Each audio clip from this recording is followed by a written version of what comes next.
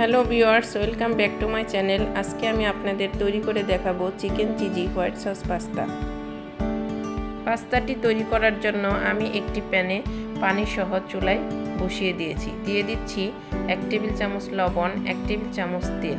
পানিটা একটু গরম হয়ে আসলে দিয়ে দিচ্ছি পাস্তাগুলো। এখন আমি পাস্তাগুলো 80% সিদ্ধ করে নেব। সিদ্ধ করা হয়ে গিয়েছে। এখন আমি পাস্তার জন্য চিকেন তৈরি করে নেব। চিকেন তৈরি করার জন্য দিয়ে দিচ্ছি 1 টেবিল চামচ লবণ, 1 টেবিল চামচ আদা রসুন বাটা, 1 টেবিল চামচ মরিচের গুঁড়া, 1 টেবিল চামচ জিরা গুঁড়া, 1 টেবিল চামচ সয়া সস এবং দিয়ে দিচ্ছি 2 টেবিল চামচ কর্নফ্লাওয়ার। এখন সবগুলো উপকরণ মাংসের সাথে ভালো করে মিশিয়ে নেব। মেশানো হয়ে গিয়েছে। এখন আমি চিকেনগুলো একটু ভেজে নিব। চিকেনগুলো বেশি ভাজা যাবে না, তাহলে শক্ত হয়ে যাবে। এর জন্য প্যানে দিয়ে দিচ্ছি 1 টেবিল চামচ তেল, দিয়ে দিচ্ছি চিকেনগুলো। এখন চিকেনগুলো আস্তে আস্তে আমি ভেজে নিচ্ছি।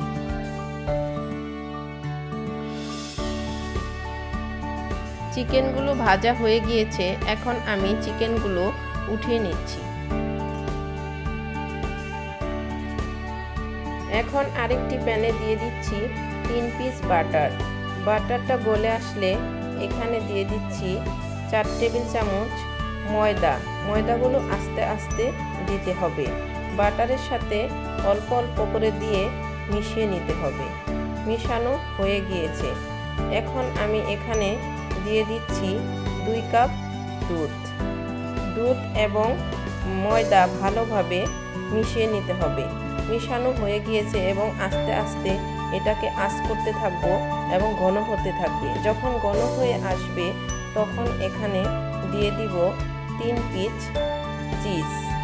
চিজ দেওয়ার কারণে মিশ্রণটা অনেকটা ঘন হয়ে আসবে এবং আঠালো হবে। এখন দিয়ে দিচ্ছি 1 টেবিল চামচ সাদা গোলমরিচের গুঁড়া, 1 টেবিল চামচ চিলি ফ্লেক্স, 1 টেবিল চামচ চিনি। এখন সবগুলো উপকরণ ভালোভাবে মিশিয়ে নেব। মিশানো হয়ে গিয়েছে। এখন দেখুন কতটা ঘন হয়ে আসছে।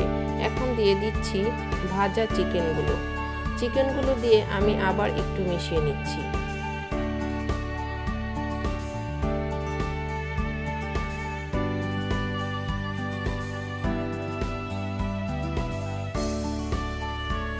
চিকেনগুলো মেশানো হয়ে গিয়েছে।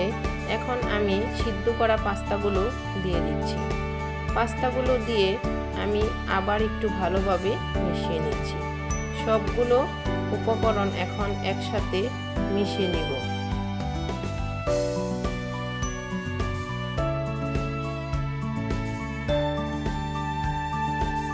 পাস্তাগুলো ভালোভাবে মিশানো হয়ে গিয়েছে।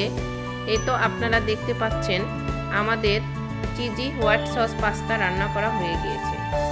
এখন আমি আপনাদের পরিবেশন করে দেখাচ্ছি।